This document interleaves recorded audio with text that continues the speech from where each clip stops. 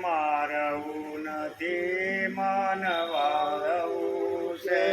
મારે મારવું નથી મન વાળવું છે. સ્વાધ્યાયથી જીવન સજાવવું છે. સ્વાધ્યાયથી જીવન સજાવવું છે. મારે માનવ બનીને જગે માલવું છે. મારે માનવ બનીને જગે માલવું છે. નહીં દાનવ થઈ જગને દજાડવું છે. નહીં દાનવ થઈ જગને દજાડવું છે. પ્રભુ પ્રીત કેરું ગીત મારે ગાવું છે. પ્રભુ પ્રીત કેરું ગીત મારે ગાવું છે. મારે મારવું નથી મન વાળવું છે. મારે મારવું નથી મન વાળવું છે. સુખ પુષ્પ થકી જીવન શણગારવું છે. સુખ પુષ્પ થકી જીવન શણગારવું છે.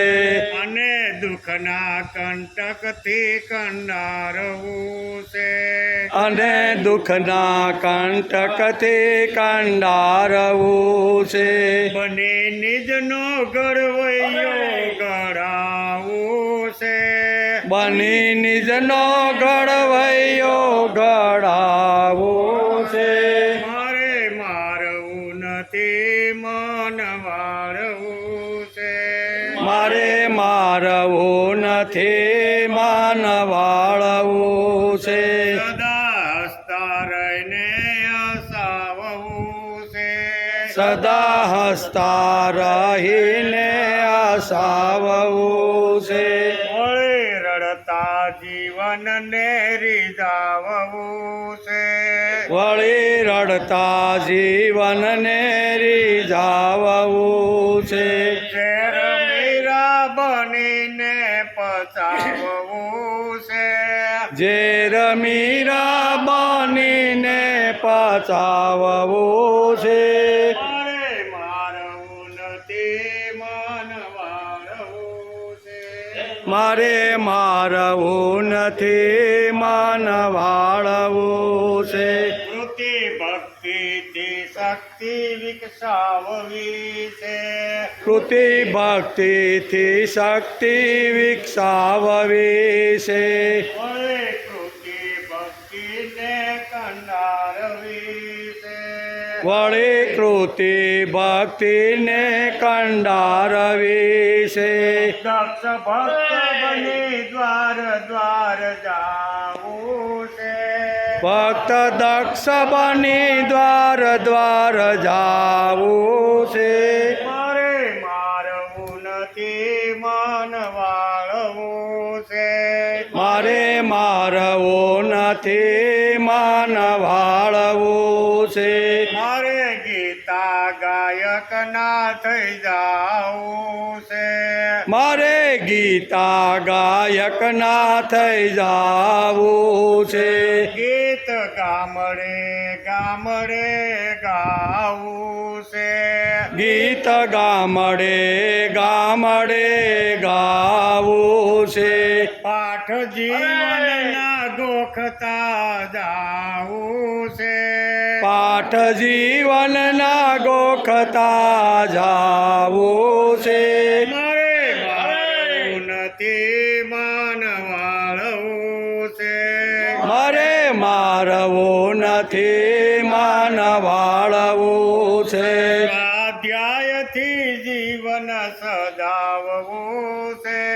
સ્વાધ્યાયથી જીવન સજાવવું છે. મારે મારવું નથી મન વાળવું છે. મારે મારવું નથી મન વાળવું છે. ઓમ ઓમ ઓમ ઓમ ઓમ ઓમ ઓમ ઓમ ઓમ ઓમ ઓમ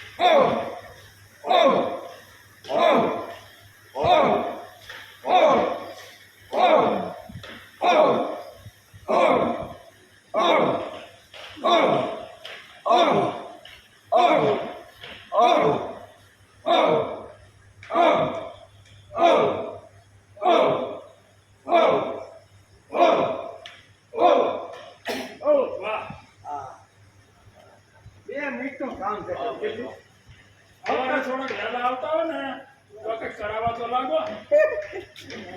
કે કરાવવા વહેલા આવો તો કઈ ખુશી ખુશી સોહમપ્સુ કૌંતેય રસોહમત્સુ કૌંતેય રસોમપ્સુ કૌંતેય રસોહમત્સુ કૌંતેય પ્રભાસ્મિ શશિ સૂર્યયો પ્રભાસ્મિ શશિ સૂર્યયો બરોબર પ્રભાસ્મિ શશિ સૂર્યયો પ્રભાસ્મિ શશિ સૂર્યયો રસોહમપ્સુ કૌંતેય પ્રભાસ્મિ શશિ સૂર્યયો રસોહમસ્સુ કૌંતેય પ્રભાસ્મિ શશિ સૂર્યયો પ્રણવ સર્વવેદેષુ પ્રવણ સર્વવેદેષુ પ્રણવ સર્વવેદેષુ પ્રવણ સર્વવેદેષુ શબ્દ કે પૌરુષમ નૃષુ શબ્દ કે પુરુષમ નૃષુ શબ્દ કે પૌરુષમ નૃષુ શબ્દ કે પૌરુષમ નૃષુ પ્રણવ સર્વવેદેષુ શબ્દ કે પૌરુષમ નૃષુ પ્રવણ સર્વવેદેષુ શબ્દ કે પૌરુષમ નૃષુ રસોહમપ્સુ કૌંતેય પ્રભાસ્મિ શશિ સૂર્યયો પ્રણવ સર્વવેદેષુ શબ્દ કે પૌરુષમ નૃષુ રસોહમસ્સુ કૌંતેય પ્રભાસ્મિ શશિ સૂર્યયો પ્રવણ સર્વવેદેષુ શબ્દ મે પુરુષમ નૃષુ પુણ્યો ગંધ પૃથિવ્યાં ચ પુણ્યો ગંધ પૃથિવ્યાં ચ પુણ્યો ગંધ પૃથિવ્યાં ચ પુણ્યો ગંધ પૃથિવ્યાં ચ તેજસ્વાસ્મિ વિભો વસો તેજસ્વાસ્મિ વિભાવસો તેજસ્વાસ્મિ વિભાવસો તેજસ્વાસ્મિ વિભાવસો પુણ્યો ગંધ પૃથિવ્યાં ચ તેજસ્વાસ્મિ વિભાવસો પુણ્યો ગંધં પૃથ્વ્યાં ચ તેજસ્વામિ વિભાવસો જીવનમ સર્વભૂતેષુ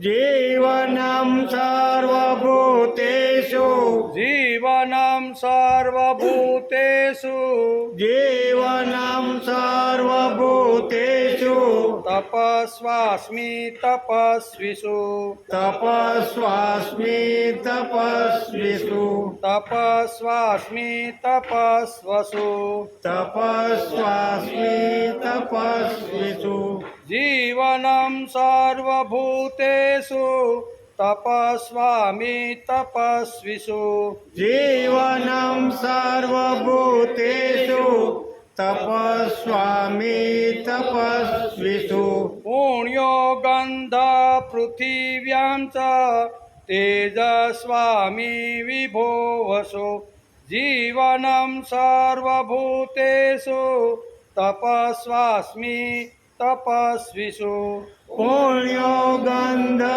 પૃથિવ્યાં ચ તપસ્વામી વિભાવસો જીવનમ સર્વભૂતેષુ તપસ્વામી તપસ્વીષુ 8 9 સાથે સોહમસ્સુ કૌન્તેય પ્રભાસ્મિ શશિ સૂર્યજો પ્રવર સર્વદેવેષુ શબ્દ કે પૌરુષનૃષુ પુણ્યો ગંધ પૃથિવ્યાં ચ તેજસ્વાસ્મિ વિભાવસો જીવનમ સર્વભૂતેષુ તપસ્વાસ્મિ તપસ્વીષુ તપસ્વામી તપસ્વીષુ હરિ ઓમ.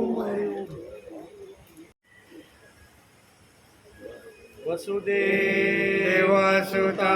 દેવં કંસચાણૂરમર્દનં દેવકી પરમાનંદં કૃષ્ણં વંદે જગદ્ગુરુ ગુરુર્બ્રહ્મા ગુરુર્વિષ્ણુ ગુરુર્દેવો મહેશ્વર ગુરુર્સાક્ષાત પરબ્રહ્મ તસ્મૈ શ્રી ગુરુવે નમઃ.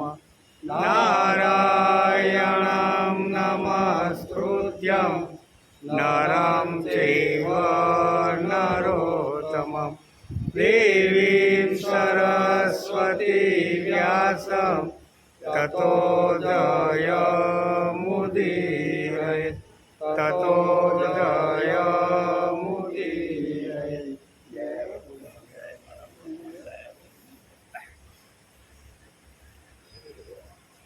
રસોહમપ્સુ કૌન્તેય પ્રભાસ્મિ શશિ સૂર્યયો પ્રણવ સર્વવેદેષુ શબ્દ ખે પૌરુષમ નૃષુ. કૌન્તેય એટલે હે કુંતી પુત્ર, અપ્સુ એટલે જળમાં, રસ એટલે રસ, અહમ એટલે હું છું, શશિ સૂર્યયો પ્રભા ચંદ્ર તેમજ સૂર્યમાં પ્રકાશ પ્રભા, અસ્મિન સર્વ વેદેષુ હું છું બધા વેદોમાં, બધા વેદોમાં પણ હું છું. પ્રણવ ખે શબ્દ એટલે ઓમકાર આકાશમાં શબ્દ અને નૃષુ પૌરુષમ એટલે મનુષ્યોમાં પુરુષાર્થ હું છું. આમ ભગવાને આ શ્લોકની અંદર પોતાનું આખું હું કોણ છું ને એ બધું સમજાવવાનો પ્રયત્ન કર્યો. ભગવાન કહે છે કે હે કોંતે, જળમાં રસ હું છું, ચંદ્ર તેમજ સૂર્યમાં પ્રકાશની પ્રભા હું છું, બધા વેદોમાં ઓમકાર હું છું, આકાશમાં શબ્દ અને મનુષ્યમાં પુરુષાર્થ આ બધી જગ્યાએ હું રહેલો છું. એમ ભગવાને આ શ્લોકની અંદર કીધું. આજે શ્રીમદ ભગવદ્ ગીતા ચિંતન શરૂ થયું એનો 347મો દિવસ. ચાતુર્માસની શરૂઆત આજથી થઈ, બરોબર. આજે દેવ પોઢી એકાદશી. ભગવાન આજથી હુઈ જવાના 4 મહિના સુધી. ગઈકાલે આપણે 7મા અધ્યાયના 7મા શ્લોકને નમસ્કાર કર્યા. હે ધનંજય, મારા સિવાય બીજું કોઈ પણ પરમ કારણ નથી. આ આખું જગત દોરામાં પરોવાયેલા મણીઓને પેઠે મારામાં ગૂંથાયેલું છે. આમ ભગવાને અર્જુનને 7મા અધ્યાયના 7મા શ્લોકમાં ગઈકાલે કીધું. એને આપણે સમજવાનો પ્રયત્ન કર્યો. આપણે ગઈકાલે જોતા હતા કે ભગવાન શ્રી કૃષ્ણ કરવા ધારેલું બધું એણે કર્યું છે. કાલે આપણે જોયું ને કે ભગવાન નક્કી કરે કે મારે આ કામ કરવાનું છે, એટલે એ પૂરું ન થાય ત્યાં સુધી એની પાછળ મંડારી, અને એ કે એટલે થાય જ. અને એના માટે જ્યાં સુધી જેટલી મહેનત કરવી પડે એ બધી મહેનત ભગવાન કરે છે. તેથી તાક્યું તીર ભગવાનને માર્યું છે, અને તે પણ સફળતા સાથે. અપ્રતિમ બુદ્ધિમત્તાથી તત્કાલિક રાજકારણ અને રણસંગ્રામમાં હંમેશા એમણે વિજય પ્રાપ્ત કર્યો.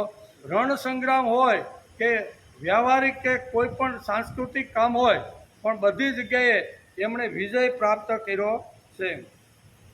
પરાજય તો એણે કોઈ દી સાખ્યો જ નથી. ભગવાન કૃષ્ણનું ચરિત્ર આપણે વાંચીએ તો ક્યારેય એણે પરાજય સાખ્યો નથી. પરાજયનો સ્વાદ એણે કોઈ દિવસ સાખ્યો નથી. એટલે કે કોઈ પણ ક્ષેત્રે સ્વપ્ન પણ દીઠો નથી. એના જીવનમાં સ્વાર્થનો સૂક્ષ્મ અંશ જોવા મળતો. સ્વાર્થ માટે લગરી કે અત્યાર સુધી જ્યાં સુધી જન્મથી ઇતિ સુધી રહ્યા ત્યાં સુધી સ્વાર્થનો એક પણ અંશ ભગવાન શ્રી કૃષ્ણના જીવનમાં આપણે જોવા મળતો નથી. નિસ્વાર્થ જીવનની આદર્શ મૂર્તિ એટલે શ્રી કૃષ્ણ. નિસ્વાર્થની આદર્શ મૂર્તિ એટલે ભગવાન શ્રી કૃષ્ણ. પરાક્રમ, બુદ્ધિ અને નિષ્પૃતા એ ત્રણેય ગુણો તેનામાં એવા તો વણાઈ ગયા છે કે તે વિશ્વ સમસ્તના પ્રાણી માત્રને આ ત્રણ ગુણો આકર્ષે છે. 3 ગુણો એવા વણાઈ ગયા છે. એક છે પરાક્રમ, બુદ્ધિ અને નિષ્પૃતા. આ 3 ગુણ એટલા બધા પોતાના જીવનમાં વણી લીધા છે કે પ્રાણી માત્રને આ ગુણો આકર્ષિત કરે છે. પરાક્રમ, બુદ્ધિ અને નિષ્પૃતા આ ત્રણેય શક્તિઓનું મિલન એક સમયાવેશ કરીને શ્રી કૃષ્ણમાં આપણને જોવા મળે છે. આ ઉત્કૃષ્ટ ગુણોનો ત્રિવેણી સંગમ એટલે શ્રી કૃષ્ણનું આકર્ષક પરિપૂર્ણ બની રહેલું જીવન એટલે શ્રી કૃષ્ણ. મહાપુરુષ શ્રી કૃષ્ણનું જીવન દર્શન પર બોલતા કહે છે કે આવા ગુણોનો જેની પાસે ખજાનો છે તેમાં એટલે કે તેના વિશે બોલતા જરાક કાતર થાય.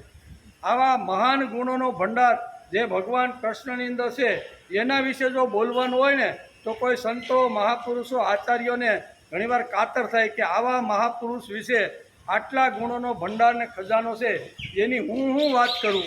આમ કરીને ઘણીવાર આ મહાપુરુષો પણ ભગવાન કૃષ્ણના ચરિત્ર વિશે ખચકાતા હોય છે. આ બધા જ ગુણો તેમનામાં તે ગુણો તેનું વ્યક્તિત્વ જીવન આજે બધું અર્જુન સમક્ષ ભગવાન ખોલે છે. જ્ઞાન વિજ્ઞાનનો ભંડાર આપણને જોવા મળે છે. જે કંઈ કાર્ય દેખાય છે તેના મૂળમાં પરમાત્મા જ છે. એમાં ભગવાને ગઈકાલે આપણે જ્યારે 7મા અધ્યાયના 7મા શ્લોકમાં સમજતા હતા કે જે કાંઈ અત્યારે આપણે જોઈ રહ્યા છીએ ને એ બધું જ ભગવાનના ગળાની અંદર પડેલું છે. સરસ મજાનું દ્રષ્ટાંત આપીને સમજાવવાનો પ્રયત્ન કર્યો. માળાના મણકા અને દોરો ન હોય તો મણકા ગમે ત્યાં વેરવિખેર થઈ જાય એમ કરીને સમજાવવાનો ભગવાને ગઈકાલે જ્ઞાન એટલે કે કરાવવાને માટે હવે ભગવાન 8 થી 12 શ્લોક કેટલા ભગવાનનું કે જ્ઞાન કરાવવાને માટે હવે ભગવાન 8 થી 12 શ્લોક સુધીના વિષયનો આરંભ કરે છે. તેનો વિચાર આજે આપણે કરવાનો છે. 8 થી 12 શ્લોક એટલે 5 શ્લોકની અંદર ભગવાન જ્ઞાન કેવું છે અને જ્ઞાનની અંદર કઈ વાતો આવી જાય એ બધી જ વાતો અહીંયા ભગવાન 8 થી 12 એટલે 5 શ્લોકની અંદર સમજાવવાનો પ્રયત્ન કરે છે. ભગવાન કહે છે, શું કહે છે? રસોહમપ્સુ કૌંતેય પ્રભાસ્મિ શશી સૂર્યયો પ્રણવ સર્વવેદેષુ શબ્દખે પૌરુષમ ઋષુ. હે કૌંતે, જળમાં રસ હું છું, ચંદ્ર તેમજ સૂર્યમાં પ્રકાશ પ્રભા હું છું, બધા વેદોમાં ઓમકાર હું છું, આકાશમાં શબ્દ અને મનુષ્યમાં પુરુષાર્થ હું છે. ભગવાને જ્ઞાનની શું કહેવાય ખજાનો ખોલતા ભગવાન અર્જુનને આ પ્રમાણે કહે છે. આ બધું અર્જુનને ભગવાને શા માટે કહે છે તે પણ સમજી લેવું. ભગવાને આ બધી વાતો કીધી બરાબર ને. વેદોની અંદર ઓમકાર હું છું, આકાશની અંદર શબ્દ હું છું, અગ્નિની અંદર તેજ હું છું, સૂર્ય અને ચંદ્રમાં રહેલી જે શીતળતા અને આવી રીતનું તેજ એ પણ મારું જ તેજ. આટલું બધું ભગવાને અર્જુનને આ વાત કહેવાની શરૂઆત કરી. તો શા માટે? એટલે જ્ઞાનની વાત પણ ભગવાન કરે છે. આ બધું અર્જુનને ભગવાને શા માટે કહે છે તે પણ સમજી લેવું જોઈએ. જ્ઞાન સાગરનું એટલે કે જ્ઞાન વગરનું બધું નકામું છે. ખાલી કસરત થાય છે, વિકાસ થતો નથી. કોઈ પણ કૃતિ આપણે કરીએ, પછી ધાર્મિક કૃતિ હોય, સાંસ્કૃતિક કૃતિ હોય, આધ્યાત્મિક કૃતિ હોય, વ્યવહારિક કૃતિ હોય, કોઈ પણ કાર્ય આપણે કરીએ એ શા માટે કરીએ છીએ એની જો ખબર ન હોય, એનું જો જ્ઞાન ન હોય તો ખાલી કસરત થાય. શું થાય? મંદિરે હું શા માટે જાઉં છું, યજ્ઞ શા માટે યજ્ઞ કરું છું, કંઠી ગળાની અંદર તુલસીની કે રુદ્રાક્ષની કંઠી શા માટે પહેરું છું, તિલક શા માટે કરું છું, ચોટલી શા માટે રાખું છું, આ બધી જો સમજણ વગર જો કરતો હોય માણસ તો અહીં કહે છે એની ખાલી કસરત થાય છે, પણ એનું જીવનની અંદર જે વિકાસ થવો જોઈએ ને એ વિકાસ થતો નથી. તેથી અહીંયા ભગવાન જ્ઞાનની પરબ ખોલે છે. શું ખોલે? કે માણસે આ બધું શા માટે કરવું જોઈએ અને એ કરો તો એનું ફળ કેવી રીતનું પ્રાપ્ત થાય છે એ 8 થી 12 શ્લોકની અંદર ભગવાને અર્જુનને સમજાવવાનો પ્રયત્ન કર્યો છે. આપણે પણ દિલ દઈ અંતઃકરણને શુદ્ધ કરી એકાગ્ર કરી અને ભગવાન જે વાત કહે છે ને એ બરોબર હૃદયમાં ઉતારીને એ પ્રમાણે જીવન જીવવાનો પ્રયત્ન આપણે કરવો જોઈએ. તેથી ભગવાન અહીં કહે છે કે જ્ઞાન વગર બધું નકામું છે. તેથી જ્ઞાનની પરબ ખોલી છે. ભગવાન આગળ કીધું ને કે હે અર્જુન, હવે હું તને જ્ઞાન અને વિજ્ઞાનથી માણસનો ઉત્કર્ષ કેવી રીતનો થાય, માણસનો જીવન વિકાસ કેવી રીતનો થાય, માણસ એક ડગલું જ્યાં છે તેથી એક ડગલું પ્રભુ તરફ આગળ કેવી રીતનો વધે ને એ જ્ઞાન અને વિજ્ઞાનની વાત હું તને કહું છું. આમ આગલા શ્લોકની અંદર ભગવાને આ અર્જુનને કીધેલું હતું. એ જ જ્ઞાનની વાત ભગવાન અહીં ખોલે છે. તેથી કોઈ પણ કૃતિ કરતી વખતે જ્ઞાન ખૂબ જ જરૂરી છે. આજે શું કહેવાય? દેવપોઢી એકાદશી. હવે દેવપોઢી એકાદશી શા માટે છે અને આપણા ઋષિઓએ 4 મહિના સુધી ભગવાનને શા માટે સુવાડી દીધા છે એનું જ્ઞાન ન હોય એ શા માટે આ ઋષિઓએ, આપણા આચાર્યો અને સંતોએ આપણે આ અમૂલ્ય વારસો આપણને આપ્યો છે. તો એ વારસો જો આપણે સમજ્યા વગર જો કરીએ તો ગમે તેટલા વર્ષ કરી તો પણ એનું શરીર ઉપર, જીવન ઉપર કે વ્યવહારિક ઉપર અસર થતી નથી. ભલે થોડું કરીએ પણ સમજીને કરીએ એમ શ્રીમદ ભગવદ્ ગીતા આપણે સમજાવે છે. તેથી આ ચાતુર્માસની અંદર ભગવાન શા માટે સૂઈ જાય છે એ પણ જાણવું જોઈએ કે નહીં? દેવપોઢી એકાદશીને દિવસે જ ભગવાન સુવાનો ઢોંગ શા માટે કરે છે? આ બધી વાતો આજે આપણે સમજી લેવી જોઈએ. કારણ કે આજથી ચાતુર્માસની શરૂઆત થાય. પેલા 4 મહિના સુધી આજથી ભગવાન સૂઈ જવાના છે અને કારતક સુધી એકાદશીના દિવસે 4 મહિના પછી ભગવાન ઉઠવાના છે. એને કહે છે દેવ ઉઠી એકાદશી. આજે જે આજના દિવસમાં જે એકાદશી છે એને દેવપોઢી એકાદશી કહેવામાં આવે છે. બંને વાતો આજે આપણે સમજી લેવી જોઈએ. દેવપોઢી એકાદશી શા માટે અને ચાતુર્માસની અંદર જ ભક્તિ વધારે શા માટે લોકો કરે છે, આ 2 વાતો આજે આપણે સમજવાનો પ્રયત્ન કર્યો. કારણ કે આદ્યગુરુ શંકરાચાર્ય કહે છે કુરુતે ગંગા સાગર ગમનમ વ્રત પરિપાલ મથવા દાનમ જ્ઞાન વિહીનમ સર્વમેતમ મુક્તિમ ન ભજતી જન્મ સત્યનું કે જન્મારા સુધી તમે સમજ્યા વગર કોઈ પણ કૃતિ કરી રાખો તો એનું જીવનમાં પરિણામ આવતું નથી. કોણ કહે છે? મારા જેવો કહેતો મનાય નહીં, પણ આ શંકરાચાર્ય કહે છે. શું કહે? કુરુતે ગંગામાં ગમે એટલા ધુબકા મારો પણ ગંગામાં હું શા માટે સ્નાન કરું છું એ જો આપણી અંદર સમજણ ન હોય અને ગમે તેટલા ધુબકા મારો, કુરુતે ગંગા સાગર ગમનો, સાગર પાસે જઈને સાગરના મોજા આવતા હોય એમાં કેટલાય વાર તમે સ્નાન કરો તો પણ જ્ઞાન વગરનું બધું. હું શા માટે સ્નાન કરું છું, સાગરનું પૂજન શા માટે કરું છું, સાગર અને ગંગામાં શા માટે સ્નાન કરું છું એનું મહત્ત્વ સમજીને જો કરીએ તો એનું પરિણામ આપણા જીવન ઉપર થાય છે. તેથી શંકરાચાર્ય જેવા કહે છે કે કુરુતે ગંગા સાગર ગમનમ વ્રત પરિપાલ મથવાદમ. ગમે તેટલા વ્રત કરો, એકાદશીના વ્રત કરો, ફૂલ કાજળીના વ્રત કરો, ઘણા બધા વ્રતો આ ચાતુર્માસમાં આવે છે. એ બધા વ્રતો શા માટે આવે છે? જયા પાર્વતીનું વ્રત આવે છે, શા માટે આવે છે? હલ્દી કંકુના આવી રીતના પ્રસંગો આવે છે એ બધા શા માટે આવે છે એ જો ખબર ન હોય અને ખાલી કર્મકાંડાત્મક રીતે જો માણસ કરે તો એનું જીવન ઉપર નથી. તેથી શંકરાચાર્ય જેવા એક લખ્યું છે કે કુરુતે ગંગા સાગર ગમનમ વ્રત પરિપાલ મથવાદા. ગમે તેટલા વ્રત કરો, હું ઊભા રહ્યો, આડા થાવ, પાણીમાં હું ગમે એવા વ્રત કરો, પણ હું શા માટે એ વ્રત કરું છું, શા માટે હું આ બધી શરીરને ઘસું છું, એ સમજણ ન હોય તો શંકરાચાર્ય કહે છે, હું કહે છે કુરુતે ગંગા સાગર ગમનમ વ્રત પરિપાલ મથવા દાન. ગમે તેટલું દાન કરો, શા માટે દાન કરું છું એ જો મને ખબર ન હોય અને ગમે તેને આપી રાખું તો એનો પણ અર્થ નથી. કુરુતે ગંગા સાગર ગમનમ વ્રત પરિપાલ મથવા દાનમ. જ્ઞાન વિહીન, શું કહે છે, આ બધું જ તમે કરો, વ્રત કરો, સ્નાન કરો, સંધ્યા કરો, તિલક કરો, ચોટલી રાખો, મંદિરે જાઓ, એકાદશીના ઉપવાસ કરો, એ બધું શા માટે હું કરું છું એ ખબર ન હોય તો જ્ઞાન વિહીનમ સર્વમેત. શું કે આ સમજ્યા વગર જો તમે આ બધું કરતા હશો ને તો એનું જીવન ઉપર કે સમાજ ઉપર કોઈ અસર એની થવાની નથી. જ્ઞાન વિહીનમ સર્વમેતમ મુક્તિમ ન ભજતી જન્મ સત્ય. શું કે છે, કોને લખ્યું છે કે આવું 100 વર્ષ સુધી તમે કરો ને, 100 વર્ષ સુધી જીવો અને 100 વર્ષ સુધી આવું સમજ્યા વગરના કર્મકાંડ ખાલી કરે રાખો તો મુક્તિમ ન ભજતી જન્મ સત્ય. સત્ય એટલે મુક્તિ એટલે મુક્તિ. 100 વર્ષ સુધી એને મુક્તિ મળતી નથી. તેથી ભલે થોડું ઘણું પણ કરીએ, કેટલું બધું ન થાય તો કાંઈ નહીં, પણ થોડું ઘણું જે કાંઈ કરતો હોય ને એ સમજીને કરવાનો પ્રયત્ન કરવો જોઈએ. તેથી આજે દેવપોઢી એકાદશી છે. એ દેવપોઢી એકાદશી શા માટે છે એને આપણે સમજી લઈએ. ચાતુર્માસની અંદર ભગવાન 4 મહિના શા માટે સૂઈ જાય છે? આપણા ઋષિઓએ ભગવાનને 4 મહિના શા માટે સુવાડી દીધા ભાઈ?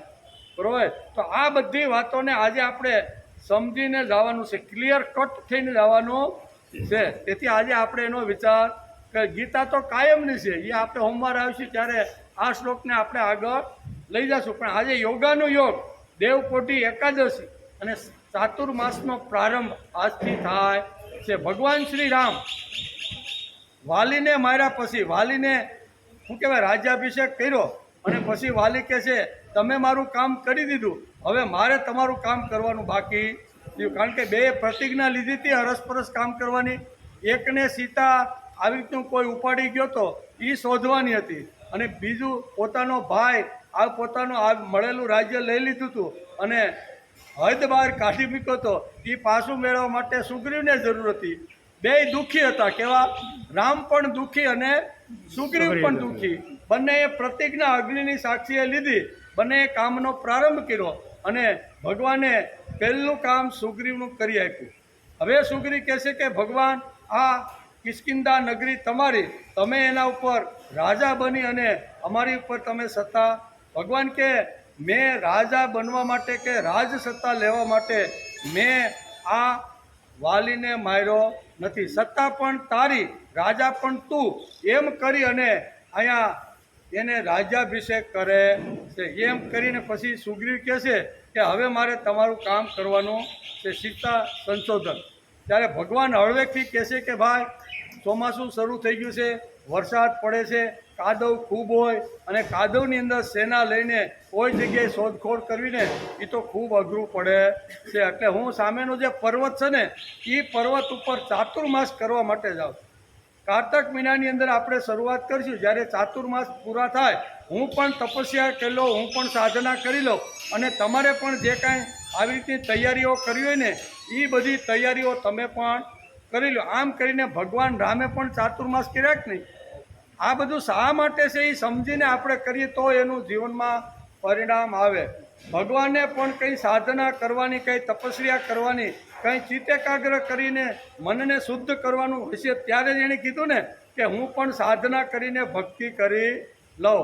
આમ કરીને 4 માસ વીતી ગયા, એને ચાતુર્માસ કહેવામાં આવે છે. ઘણી બધી વાતો છે એને આજે આપણે સમજવાનો પ્રયત્ન કરી. ભગવાન 4 મહિના શા માટે ઊંઘી જાય? પહેલો પ્રશ્ન આ. અને ભગવાન જો ઊંઘી જાય તો આપણું બધાનું શું થાય? ખાલી કલ્પના કરો ને.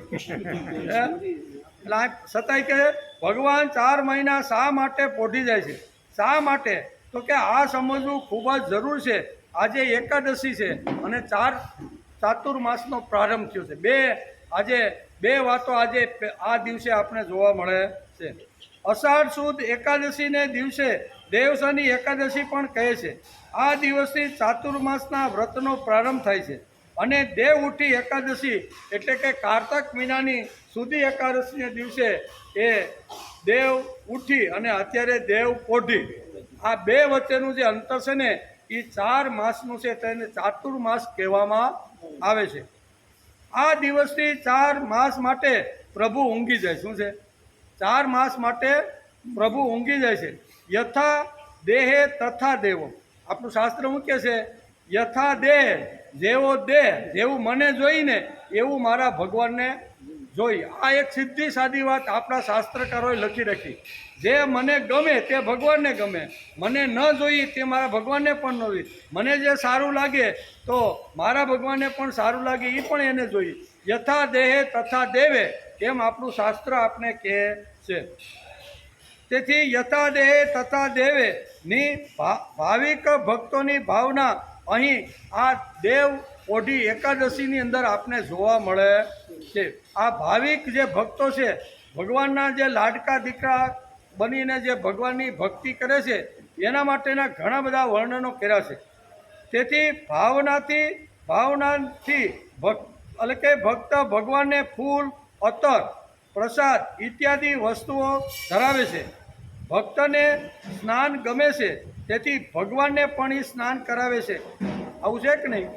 જે મને જોઈએ તે મારા ભગવાનને સારું દેખાવાનો જો હું પ્રયત્ન કરતો હોય તો મારા ભગવાનને પણ સારા આવી રીતના શું કહેવાય જરીવાળા આવી રીતના વસ્ત્રો પણ મારે ભગવાનને પહેરાવવા જોઈએ. તેથી અહીં કહે છે કે ભાવનાથી ભક્ત ભગવાનને ફૂલ, અત્તર, પ્રસાદ ઇત્યાદિ વસ્તુઓ ધરાવે છે. ભક્તને સ્નાન ગમે છે, તેથી ભક્ત ભગવાનને સ્નાન પણ કરાવે છે.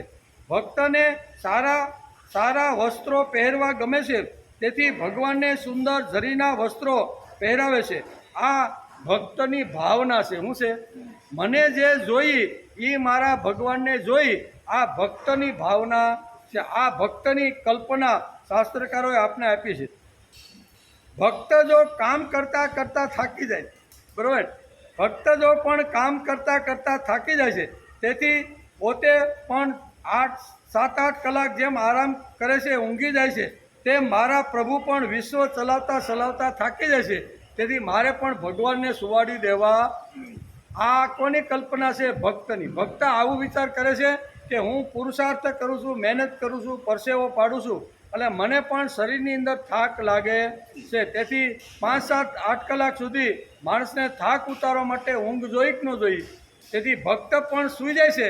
મારો ભગવાન પણ આખા વિશ્વને ચલાવતા એને પણ થાક લાગે છે, તેથી મારે એને પણ સુવડાવી દેવો જોઈએ. તેથી આ કલ્પના આપણા ભક્તોની કલ્પના છે. કેવી? મને જેમ થાક લાગે છે, મને જેમ આરામની જરૂર છે, એમ મારા ભગવાનને પણ થાક લાગે છે, મારા ભગવાનને પણ આરામની જરૂર છે. તેથી આપણા ઋષિઓ, આપણા સંતો, આપણા આચાર્યોએ આ વાત સમાજની અંદર એક મૂકી દીધી કે ભગવાન ચાતુર્માસની અંદર ઊંઘી જાય છે. શા માટે?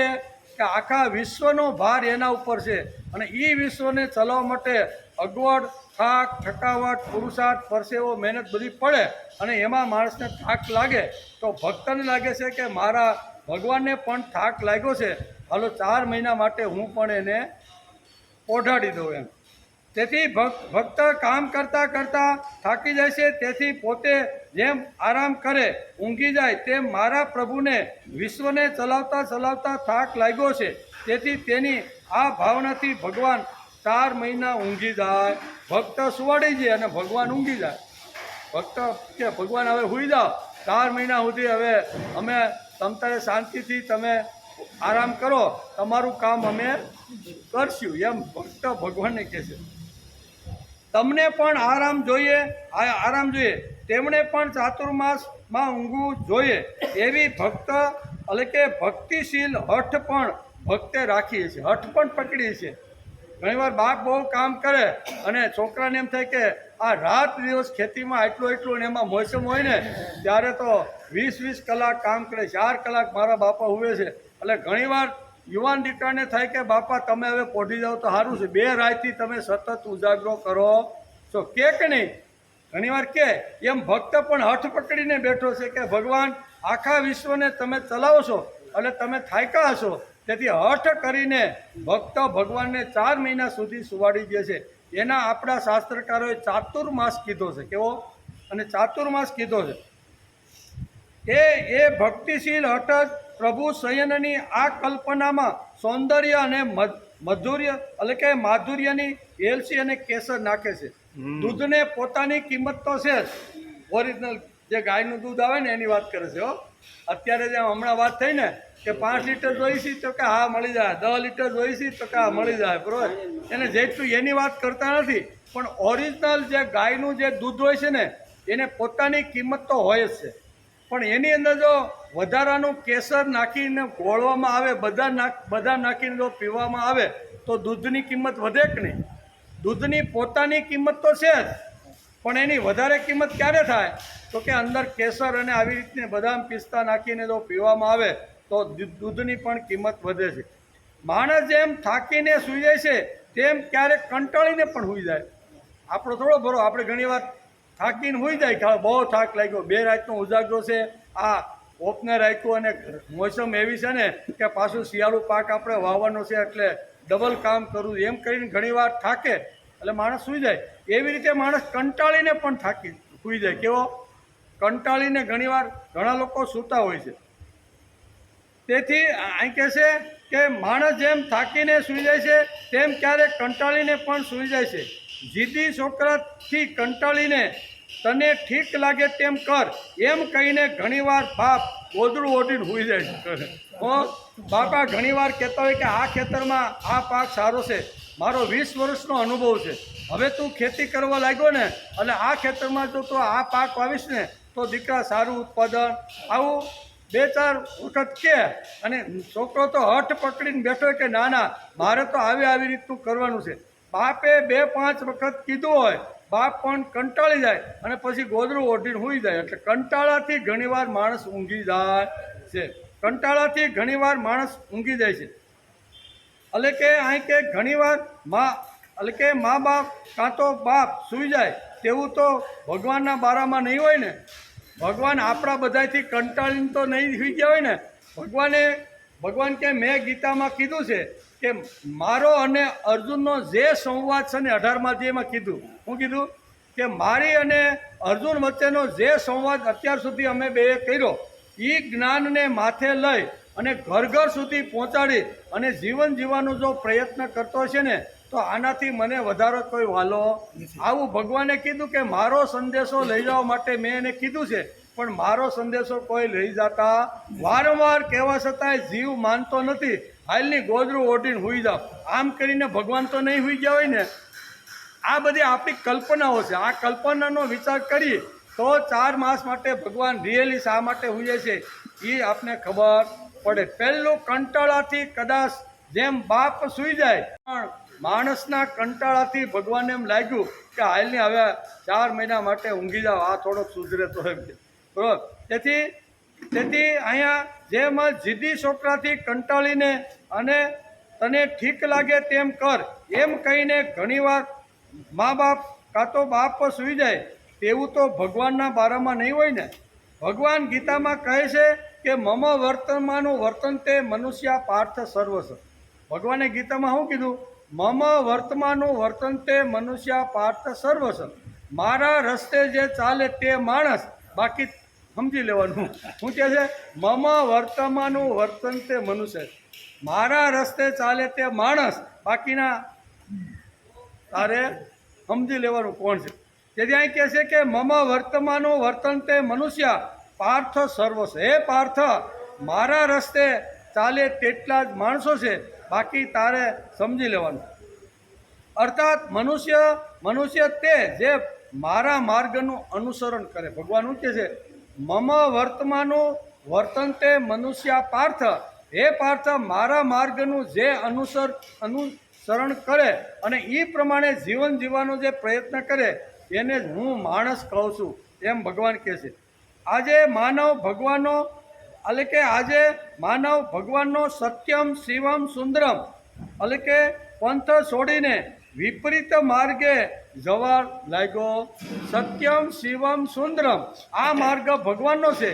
એ સત્યમ શિવમ સુંદરમ માર્ગ જે ભગવાનનો હતો એ છોડીને માણસ ગમે તે માર્ગે જવા લાગ્યો છે. એટલે આ કંટાળાથી કદાચ ભગવાન 4 મહિના સુધી ભગવાન ઊંઘી ગયા છે.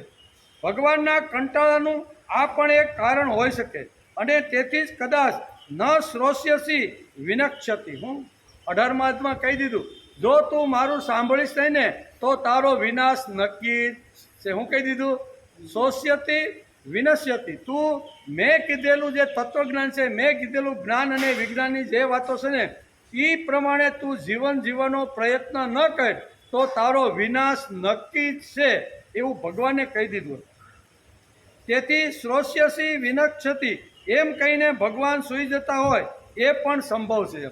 આ ભગવાન શા માટે સૂઈ જાય છે ને એના કારણો પાંડુરંગ શાસ્ત્રી પૂજ્ય દાદા આ દેવ ઓઢી એકાદશી ઉપર જ્યારે પ્રવચન કરતા હોય ને ત્યારે આ બધી વાતો આપણને સમજાવે છે.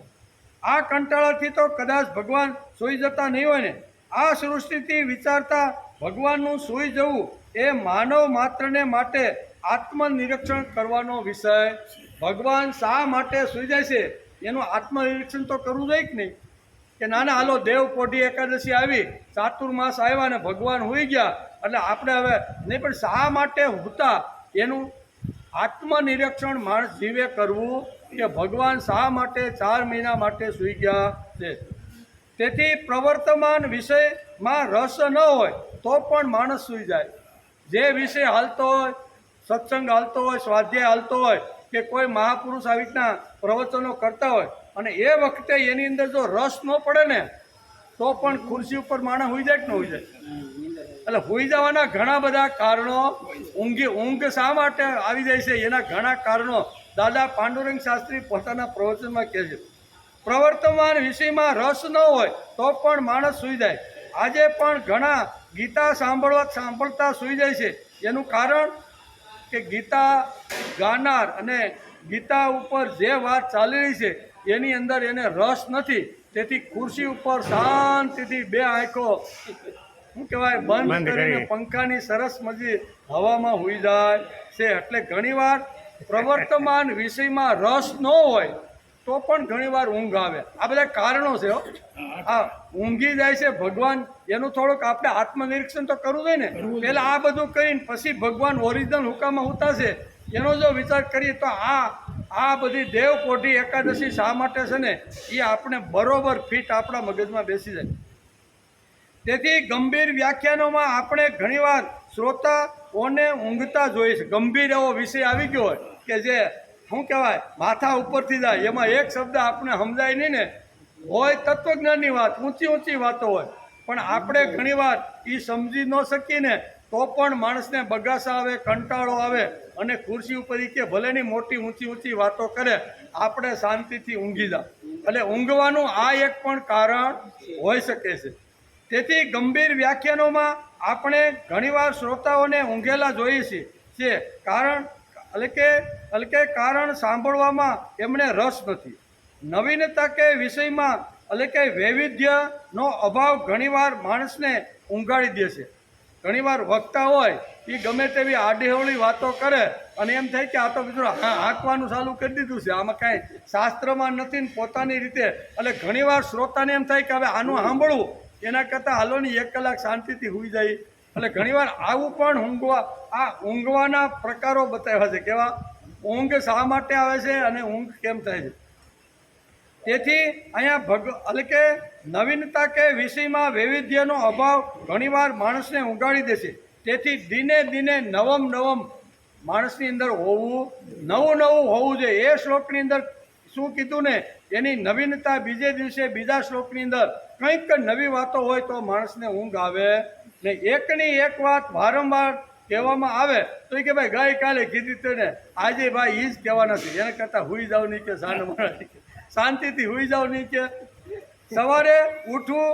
જો હવે આપણી દૈનિક ક્રિયા કેવી છે તો કે સવારે ઉઠવું, દાંતણ કે દંતમંજન કરવું, નહાવું, નાસ્તા પાણી કરવા, સાપું વાંચવું, જમવું, કામે જવું, સાંજે ઘેરે આવવું, થોડી વાર ટીવી જોવું, પછી જમવાનું અને પછી થોડુંક પાછું જેમાં પછી હાલવા જવાનું, હાલીને પાછા ઘેરે આવવાનું, થોડીક વાર બટન આ ચેનલ ને આ ચેનલ 5-7 મિનિટ ઘુમાડવાનું અને પછી જમીને પાછું આ રૂટમાં જો માણસ હાલતો હોય તો એનો કાંઈ વિકાસ, આ જ રૂટ દરરોજનો આ જ રૂટમાં માણસ હાલે અને બીજું જો કાંઈ કરતો જ ન હોય તો એનો જીવન વિકાસ શક્ય નથી. જીવન વિકાસની અંદર નવી નવી વાતો દિને દિને નવમ એકાદી વાત, આ બધા જે વ્યવહારિક છે આપણા જે જીવનો છે એની અંદર થોડી થોડી નવી નવી વાતો, રોજ એકાદો સિદ્ધાંત, એકાદો વિચાર, એકાદો સુંદર મજાની રત્નકણિકા જેવી જે વાતો છે ને એ એક એક વાત આપવાનો પ્રયત્ન કરવો જોઈએ. તેથી માણસના આ કાર્યક્રમમાં કોઈ જાતનો બદલ નથી. હું સવારે ઉઠીને રાતના 10 વાગ્યા સુધી સૂવે એનો આ જ ક્રમ, સવારે ઉઠવાનું, દાંતણ કરવાનું, દંતપુંજ લેવાનું, દાઢી કરવાની, પછી નાહવાનું, જે કાંઈ હોય નાસ્તા પાણી કરવાના અને પાછું થોડીક વાર સાપું વાંચવાનું, આમ તેમ કરી અને પાછું ટિફિન તૈયાર થઈ ખંભામાં નાખી અને નીકળવાનું. આ બધી જો રૂટિંગ હોય તો માણસના જીવનમાં ફરક પડતો નથી. માણસના આ કાર્યક્રમમાં કોઈ જ જાતનો બદલ નથી. વર્ષોના વર્ષો વીતી જાય બરોબર તો પણ માણસમાં ફેર પડતો નથી. સત્સંગ કે સ્વાધ્યાય કાર્યમાં ઉમેરો એનો થતો નથી. થોડોક સત્સંગ કરવો જોઈએ, થોડી સારી વાત સાંભળવી જોઈએ, ન સાંભળતા હોય તો વાંચવી જોઈએ. આવું એના જીવનમાં કોઈ બદલ થતો નથી. તેથી આવા યાંત્રિક જીવનની એટલે કે નિરસતા ભગવાનને સૂઈ જવા માટે પ્રેરણા તો નહીં આપતી હોય ને. ભગવાન કે આવું હવે આને માણા બનાવ્યો છે શા માટે કે જીવ પાછો મારી પાસે આવે થોડુંક કંઈક ઉમેરી, તો એને જગ્યાએ રૂટિનની અંદર હાલતો રહેલો છે એટલે આને આવું કરે છે હાલો ને એના કરતાં થોડા કંટાળીને પણ ભગવાન સૂઈ જાય. આવા યાંત્રિક જીવનની નિરસતા ભગવાનને સૂઈ જવા માટે પ્રેરે એ ઘણું સ્વાભાવિક છે. તેથી ભગવાન 4 માસ માટે સૂઈ જાય છે. ભગવાન 4 માસ માટે સૂઈ જાય છે. અને હવે શાસ્ત્રકારોએ કીધું છે, આ આપણી વાત છે કે આપણે બધા શા માટે સૂઈ જાય. કોઈને કંટાળો આવતો હોય, કોઈને રસ ન પડતો હોય, કોઈને નિરસતા આવતી હોય, કોઈ વળી બાપ વારંવાર કહેતો હોય અને દીકરો માનતો ન હોય તો એ બાપના કંટાળાથી ઘણીવાર સૂઈ જતો. આવા ઘણા કારણોથી માણસ ઊંઘી જાય છે. આપણું શાસ્ત્ર એના કરતાં આગળ જઈ અને ચાતુર્માસની અંદર ભગવાન શા માટે સૂઈ ગયા એનું સુંદર વર્ણન શાસ્ત્રકારોએ કર્યું છે. એટલે આ અત્યારે આપણી વાત થઈ બધાની. આપણે બધા શા માટે ખુરશી ઉપર કે ઘેરે ગોદડું ઓઢીને શા માટે સૂઈ જાય છે એના આ બધા કારણો આપણે સમજ્યા. હવે ભગવાન શા માટે ચાતુર્માસ એટલે શા માટે આજની દેવપોઢી એકાદશીના દિવસેથી ભગવાન 4 માસ માટે શા માટે સૂઈ જાય છે એનો વિચાર આપણે પાણી પીને કરીએ. બરોબર. 7મો અને 8મા શ્લોક ઉપર આપણે જવાનું હતું, પણ આજે યોગાનું યોગ ચાતુર્માસની શરૂઆત અને ભગવાન 4 મહિના માટે દેવપોઢી એકાદશી બધું ભેગું છે આજે. એટલે આપણે કારણ કે જ્ઞાનની જ વાત ભગવાન કરે છે, જ્ઞાન અને વિજ્ઞાનની વાત. તો એ મેળ આવી ગયો કે ભાઈ અમારે દેવપોઢી શા માટે છે, એ શા માટે આપણા ઋષિઓએ આ પરંપરા હજારો વર્ષ પહેલાં બધી ઊભી કરી છે અને ભગવાનને શા માટે 4 મહિના હુવાડી દે એ અમારે સમજવું છે. યોગાનું યોગ આ બંને તહેવારો, બંને ઉત્સવો એકસાથે આવ્યા છે. તેથી આજે આપણે એને સમજવાનો પ્રયત્ન કરીએ છીએ. તેથી ઘણીવાર કેટલાક વાર બીજાના ત્રાસથી પણ હોઈ જાય. ઘણીવાર સમાજની અંદર આપણે આપણું આત્મચિંતન કરીએ ને તો આપણે મોટા શેઠ હોઈએ. સમજો, લોકોને ખબર પડે કે ગામમાં મંદિર બાંધવાનું છે, હાલો સુરત જઈને ફલાણા શેઠ છે. હવે શેઠ પાસે તો અહીં ગામના આવે ને આજુબાજુના આવે ને શેરીના આવે, લેવા માટે તો આવે જ. એટલે એ શેઠ ઘણીવાર કંટાળી જાય અને કોઈ માગવા માટે આવે તો એક માણસ રાખ્યો હોય એ કે ભાઈ કહેજે ભાઈ શેઠ હોઈ ગયા છે. શું કે એટલે કહે છે કે કેટલીક વાર બીજાના ત્રાસથી બચવા પણ ભગવાન સૂઈ જાય છે. ભિખારી કે ફંડફાળો ઉગાડનાર લોકો આવે ત્યારે શેઠ ઊંઘનું નાટક કરે છે. કરેક્ટ ને? બહુ જ્યારે મારો પડે, ઓલી સંસ્થા આવે ને ઓલા લેવા આવે ને ઓલા, ત્યારે શેઠને હવે તો દઈ દઈને ઠાક્યો, હવે તો બસ. એટલે ઘણીવાર આ શેઠ પણ ઊંઘવાનું નાટક કરે ને તો આવી રીતે ભગવાન નાટક નહીં કરતા હોય એવું લાગે છે. ભગવાન પણ 4 મહિના સુઈ જવાનું નાટક કરતા હોય એવું લાગે છે. શિવજી કૈલાસમાં ગયા. હુકમમાં એ આવશે. શિવજી કૈલાસમાં ગયા અને વિષ્ણુ ભગવાન ક્ષીરસાગરમાં સૂઈ ગયા. આવા લોકોથી બચવા માટે ભિખારી અને માગવાવાળા જે લોકોની લાઈન લાગી હતી ને, એટલે ભગવાન શિવજીને થયું કે આપણે હવે હિમાલય તરફ વયા જઈએ. અને વિષ્ણુ ભગવાને કહ્યું કે આપણે સાગરમાં વયા જાય એટલે કોઈ આવે માગવા ન આવે. એટલે કદાચ આ બે મહાન શક્તિઓ આવી રીતની હશે. ભગવાનના મંદિરમાં નાના મોટા લોકોની જે ભીડ થાય છે તે બધી માંગણોની ભીડ જામે છે. અને શ્રાવણ મહિનો હમણાં આવતા મહિને શ્રાવણ મહિનો આવે છે, એમાં તો ભારે ભીડ હોય છે. ભગવાન પાસે માગવું કશું ખોટું નથી. બીજા પાસે માગવું, લાચારી કરીને માગવું, એના કરતાં ભગવાનની પાસે માગવું એ કાંઈ ખોટું છે? દીકરો હોય એ બાપ પાસે માગે તો સારું લાગે, પણ અડોશી પડોશીમાં જઈને કે ભાઈ મારે મેળામાં જવું છે, મારે આ વસ્તુ લેવી છે, તો બાપને ખોટું લાગે ને. એટલે દીકરાએ માગવાનું હોય તો ભલેની ના પાડવી તો પાડશે, પણ માગવાનું તો બાપ પાસે. ભગવાન આપણા બાપ છે. માગવું હોય તો ડાયરેક્ટ એની પાસે માગો નહીં. બીજા પાસે ભીખ માગવાથી કાંઈ આપણો ભંડાર ભરાતો નથી. તેથી ભગવાન પાસે માગવું કશું ખોટું નથી. માગનારને ભગવાન આપે પણ ખરા. જેવી માગણી એ પ્રમાણે ભગવાન આપે છે. ભગવાનને આનંદ તો થાય છે કે જ્યારે કોઈ માગવાને બદલે આપવા આવે. હવે જે આ દેવ પોઢી એકાદશીનો જે વળાંક છે ને, શાસ્ત્રકારો ત્યાં અહીંથી આખો વળાંક લે છે કે ભગવાનને આવી રીતના પોઢાડવા, ભગવાન પોઢી જાય છે કંટાળાથી. ઘણીવાર આવી રીતના હું કાંઈ ત્રાસથી સૂઈ જતા હોય તથા માગણથી સૂઈ જાય, એ બધું તો સમાજમાં વ્યવહારની અંદર આપણે બધા કરતા ને જોતા રહેલા છીએ.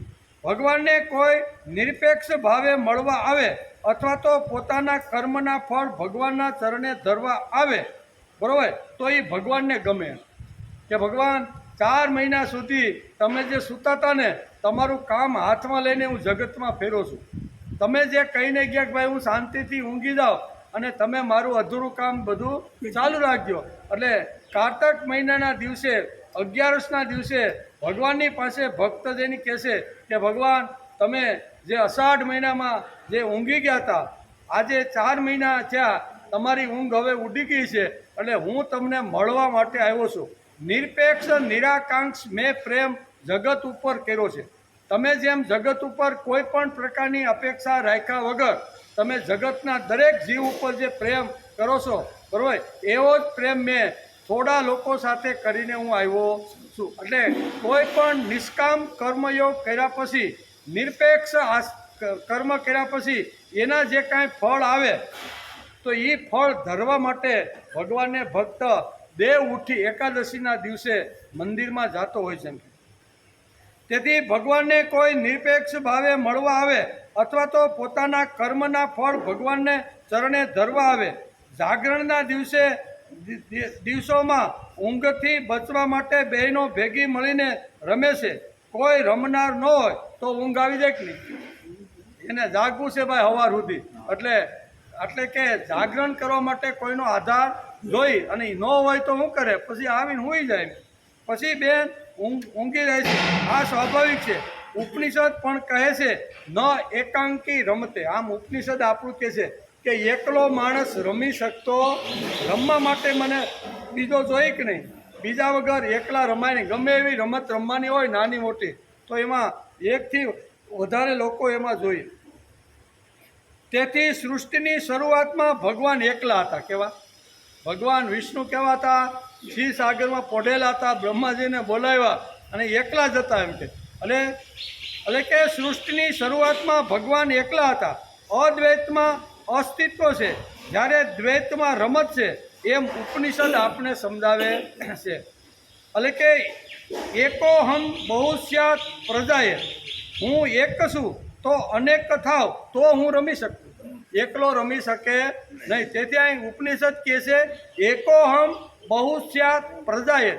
પ્રજાને ઉત્પન્ન મેં એટલા માટે કરી કે મારે પ્રજાની જોડે રમવાનું છે, હું એકલો રમી શકું નહીં એમ કે. તેથી આ સૃષ્ટિનું સર્જન ભગવાને કર્યું. તેથી હું એક છું તો અનેક થાવ એવી ઈચ્છા કરી. તેથી પ્રભુએ આ સૃષ્ટિની નિર્મિતિ કરી છે એમ કે. ભગવાને નિર્માણ કરેલી આ સૃષ્ટિના જીવો પરસ્પર એકબીજામાં રમવા લાગ્યા અને ભગવાનને ભૂલી ગયા. ભગવાને આ સૃષ્ટિ તો નિર્માણ કરી કોના માટે? કે ભગવાન કે મારે રમવું છે, રમવા માટે બીજો જોઈ. તેથી સૃષ્ટિની અંદર મેં આવા અનેક પ્રકારના જીવો ઊભા કર્યા, પણ એ પોતાના અંદર જ રમવા લાગ્યો. ખાવો પીવો, કમાવો, વ્યવહાર કરો, લગ્ન પ્રસંગમાં જાઓ, આવી રીતના સુખ સાહેબીના સાધનો ભોગવો, એમાં જીવ પડી ગયો એમ કે છે. તેથી ભગવાન એકલા થઈ ગયા. ભગવાન એકલા થઈ ગયા, પાછા એકાકી બની ગયા. પહેલાં એકાકી હતા, તે સૃષ્ટિનું સર્જન કર્યું. સૃષ્ટિમાં સર્જન કર્યા પછી બધા પોતપોતાની રીતે રમવા લાગ્યા, બરાબર ને? નાનાનો મોટો થાય એટલે 4 દીકરાઓ હોય, 2 દીકરીઓ હોય, એ બધાને પરણાવે. એટલે જમાઈ આવી અને દીકરીઓને લઈ જાય, અને વહુ આવી અને છોકરાઓને લઈ જાય. બાપોને ડોહી 70 વર્ષે એકના એક. શરૂઆતમાં 20 વર્ષ પહેલાં જે એકલા હતા ને, એવા એકલા 60-65 વર્ષ પછી થઈ જાય કે શું થયું ભાઈ? પહેલાં 2 પરણીને આવ્યા મુંબઈની કે સુરતની અંદર, ત્યારે એક રૂમની અંદર 2 રહેતા હતા, શાંતિથી રહેતા હતા. ધીમે ધીમે 60 વર્ષનો સંસાર થયો, એમાં 4 દીકરાનો જન્મ આપ્યો, 2 દીકરીનો જન્મ આપ્યો, નાના મોટા કર્યા, ભણાવ્યા, એને બધાને પરણાવ્યા પછી શું થઈ ગયું? જમાઈઓ આવ્યા અને દીકરીઓને લઈ ગયા, વહુ આવી અને દીકરાને લઈ ગયા. આ બે રૂમ રસોડાની અંદર જે રહેતા હતા ને 20 વર્ષ પહેલાં, એ પાછા 2ના 2. એમ ભગવાનને એકલા ગમતું નહીં, એટલે સૃષ્ટિનું સર્જન કર્યું, અને સૃષ્ટિના સર્જન કર્યા અને એ બધા પોતપોતામાં પડી ગયા. ભગવાન કે હું એકલો થઈ ગયો, એટલે ન એકાંકી રમતે, એમ આપણું ઉપનિષદ આપણે સમજાવે છે. તેથી ભગવાન એકલા થઈ ગયા, પાછા એકાકી બની ગયા. તેમની જોડે રમનારો કોઈ એકાદ મહાપુરુષ યુગે યુગે મળે.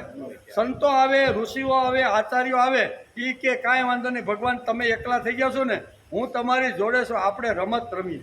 તેથી શંકરાચાર્ય છે, વલ્લભાચાર્ય છે, સહજાનંદ સ્વામી જેવા મહાપુરુષો, સંતો આ જગતમાં આવે અને એ ભગવાનની જોડે રમત રમે. ભગવાનને કે તમે એકલા પડી ગયા ને, અમે આવ્યા છીએ, તમારે ચિંતા કરવાની જરૂર નથી. આવા મહાપુરુષો યુગે યુગે અહીંયા ભગવાનની સાથે રમત રમવા માટે આવતા હોય છે. તે ત્યાં સુધી એટલે કે સતત, તેથી ભગવાન એકલા થઈ ગયા ત્યાં સુધી સતત એટલે કે બીજાઓની રમત જોતા રહેલા ભગવાન વર્ષમાં 4 મહિના સૂઈ જાય તો તે વાત અસ્વાભાવિક ન ગણાય, બરાબર? આવી રીતના ઘણી વાર ભગવાન જો સૂઈ જાય તો એ કાંઈ અસ્વાભાવિક વાત ગણાય નહીં. તેથી ચાતુર્માસ આવ્યું. ભગવાનને સૂઈ જવાની અલગ અલગ કલ્પનાઓ આપણે જોઈ. આપણે જેમ કંટાળીને ત્રાસથી અથવા છોકરો માનતો નથી એમ કહીને ઘણીવાર બાપ ગોદરું ઓઢીને જેમ સૂઈ જાય છે, એમ અહીંયા ભગવાન ઓરિજિનલ શા માટે સૂઈ જાય છે એમ આપણા ઋષિઓ આપણે કહીને ગયા છે કે ભગવાન સૂઈ એટલે કે ત્યાં સુધી સતત બીજાઓની રમત જોતા રહેલા ભગવાન વર્ષમાં 4 મહિના સૂઈ જાય તો તે વાત અસ્વાભાવિક ન ગણાય. ભગવાનને સૂઈ જવાની અલગ અલગ કલ્પનાઓનો વિચાર આપણે કર્યો. આ બધી કલ્પનાઓથી એક શ્રેષ્ઠ એવી કલ્પના છે, અને તે એટલે કર્મયોગીને માર્ગદર્શન આપવા ભગવાન 4 મહિના માટે સૂઈ જાય. આ અલગ અલગ લોકોએ અલગ અલગ રીતે કલ્પનાઓ આપી, પણ આપણા ઋષિઓએ આપણે જે ઓરિજિનલ ભગવાન શા માટે સૂઈ જાય છે ને એની કલ્પના સંતો, ઋષિઓ અને આચાર્યોએ આપણી વચ્ચે આ કલ્પના મૂકીને ગયા છે. ભગવાન 4 મહિના શા માટે, દેવ પોઢી એકાદશીને દિવસે શા માટે સૂઈ જાય છે એનો વિચાર હવે આપણે કરવાનો છે. ભગવાન 4 મહિના સૂઈ જાય છે તે આપણા દેશમાં તેને ચાતુર્માસ કહે છે. સામાન્ય સંજોગોમાં પણ ભગવાન સૂઈ જાય તો સૃષ્ટિનો વ્યવહાર કેમ ચાલે? મૂળ વસ્તુ અહીંયા આવી. ભગવાન જો સૂઈ જાય તો આ સૃષ્ટિનો વ્યવહાર હાલે નહીં. તો આ સૂઈ જવાનું નાટક ભગવાને શા માટે કર્યું છે એ આપણું શાસ્ત્ર આપણે સમજાવે છે. તો ચોમાસા જેવા અમૂલ્ય દિવસો, મૂલ્યવાન, એની કોઈ 4 મહિના છે જે છે ને એની કિંમત 1 મહિનામાં આવે નહીં. તેથી ચોમાસા જેવા 4 મહિનાના અમૂલ્ય સમયે જ્યારે સકલ સૃષ્ટિને જળ અને અન્નની વ્યવસ્થાઓ કરવાની હોય ત્યારે ભગવાન સૂઈ જાય તો આપણું શું થાય? બાકીના 8 મહિના સુધી આપણે સારી રીતે અન્ન ખાઈ શકીએ અને સારી રીતે આપણે પાણી મળે અને આપણું સરસ મજાનું જે ખેતર હોય અથવા પીવાનું પાણી હોય કે કંઈ પણ વ્યવહાર માટે વાપરતા હોય, જો ભગવાન આવા અમૂલ્ય દિવસોની અંદર જો ભગવાન સૂઈ જાય તો આપણું શું થાય? અધપતન થઈ જાય. તેથી તો ચોમાસા જેવા અમૂલ્ય સમયે જ્યારે સકલ સૃષ્ટિની જળ અને અન્નની વ્યવસ્થાઓ કરવાની હોય ત્યારે ભગવાન સૂઈ જાય તો શું થાય? ત્યારે શું થાય? પુરાણની એક ઉપજાવેલી કથા લાગે પણ એવું નથી. પુરાણકારોએ તો આ કથાને બહુ સારી રીતે સમજાવવાનો પ્રયત્ન કર્યો છે, પણ ભણેલા ગણેલા લોકો આ વાતને ઘણીવાર ઉડાડવાનો પ્રયત્ન કરતા હશે, પણ એને તાત્વિક દ્રષ્ટિએ તે જો સમજવાનો પ્રયત્ન કરીએ તો ચાતુર્માસ જે આપણા ઋષિઓએ, આપણા આચાર્યોને, સંતોએ જે આપણે સમજાવ્યું છે ને, એ બેસ્ટ, જે ખૂબ જ આવી રીતનું મહત્ત્વનો આવું એકનું અંગ છે. તેથી પુરાણની એક ઉપજાવેલી કથા લાગે પણ એવું નથી. વર્ષા ઋતુમાં સૃષ્ટિનું સૌંદર્ય 16 કળાએ ખીલે ઉઠે છે અને એ માનવ એ જીવન માણી શકે છે. વરસાદ જેવો પડે માટી ઉપર અને માટીની સુગંધ પણ આપણે પહેલા વરસાદે મળે કે નહીં, એમ કરતાં કરતાં નાના મોટા બીજ કાંઈ હોય છે ને, એ બીજ વરસાદને હિસાબે ધીમે ધીમે ઉગવા માંડે અને ચારે બાજુ લીલોતરી લીલોતરી અને લીલોતરી છે. તેથી ખેડૂતને મબલક પાક મળે છે અને સર્વત્ર આનંદનું વાતાવરણ સરી જાય છે. વરસાદ પડે તો ખેડૂતે વાવેલું જે કાંઈ અન્ન અથવા જે કાંઈ કઠોળ છે ને, એનું સારું ઉત્પાદન મળે અને માનવ માત્રને પીવા, રહેવા અથવા ખેતી લાયક બધું પાણી એને મળતું રહેલું છે. તેથી ખેડૂતને મબલક પાક મળે અને સર્વત્ર આનંદનું વાતાવરણ પ્રસરી જાય. ભગવાનની આ કૃપાથી સિંચિત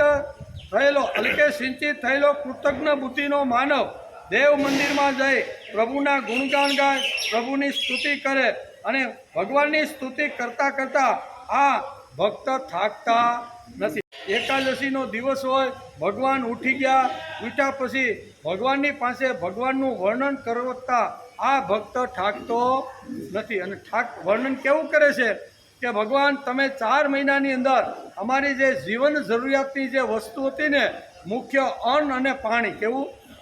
અન્ન અને પાણી. બાકી બધી વસ્તુ તો ઓછી વધતી હોય તો માણસ ચલાવી લે, પણ આ 2 વસ્તુ ખૂબ જ ઉપયોગી છે. એ 2 વસ્તુ ભગવાન તમે અમને વરસાદના માધ્યમથી ભગવાન તમે અમને આપી છે.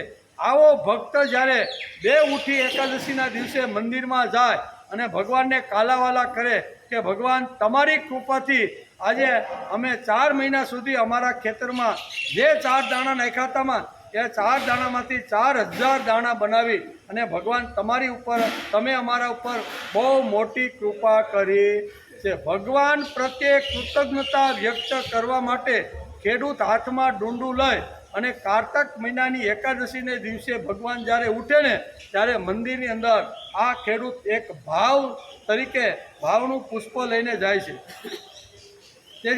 તેથી મારો વૈભવ એ તારી કૃપાનું ફળ છે. ભગવાન 4 મહિના સુધી તમે વરસાદના રૂપે એનાથી ધરતી લીલીછમ થઈ.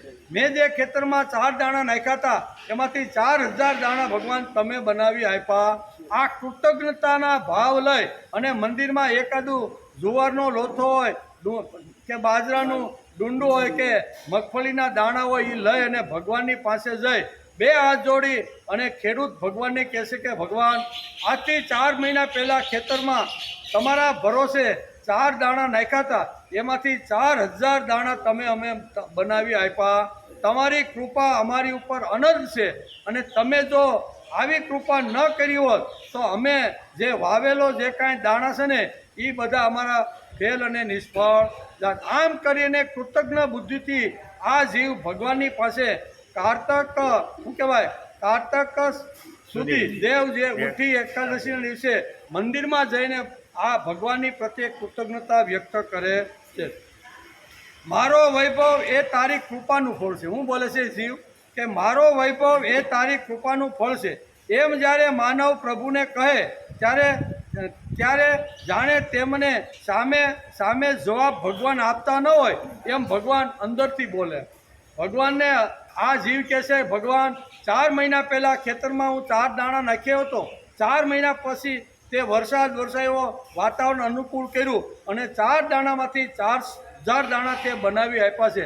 તારી કૃપા વગર અમને આ ફળ મળે ને. આવું જ્યારે જીવ મંદિરમાં જાય અને ભગવાનની સામે એકાદું ઝાડનું ડુંડું હોય કે શું કહેવાય જુવારનો લોથો હોય, એ જ્યારે ભગવાનની સામે ધરીને કહેશે, ભગવાન આ જે ફળ મળ્યું ને 4 દાણામાંથી 4000 દાણા તે જે અમને બનાવી આપ્યા ને, એ તારી જ કૃપાનું પરિણામ છે. તારી કૃપા ન હોય તો ખેતરમાં વાવેલા દાણાની અંદર ડુંડું આવતું નથી. તારી કૃપા ન હોય તો અમે જે ખેતરમાં જુવારના દાણા નાખી છીએ એમાં લોથા આવતા નથી. અમે તારા ભરોસે ખેતરની અંદર મગફળીના દાણા નાખ્યા, એ 4 દાણામાંથી 4000 દાણા ભગવાન તે અમને બનાવી નાખ્યા.